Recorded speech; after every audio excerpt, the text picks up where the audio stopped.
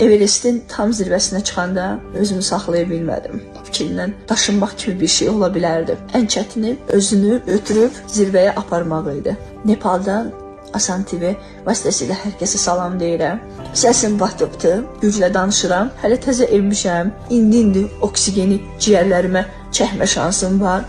Everestin tam zirvəsinə çıxanda bayrağı güclü külək olsa da, çantamdan çıxardanda, bayrağımı açanda və onu görəndə özümü saxlaya bilmədim və ağlamağa başladım.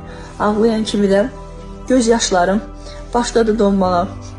Mən amma yenə ağlamağa davam edirdim. Bəlkə də bu şəxsi bir istək olsaydı, bəlkə həqiqətən hansısa bir an geri qayıtmaq fikrindən daşınmaq kimi bir şey ola bilərdi. Heç Azərbaycan xalqının bundan xəbəri olmasa da mənə elə gəlirdi ki, bundan hamının xəbəri var və mən çox ciddi bir məsuliyyət hiss edirdim.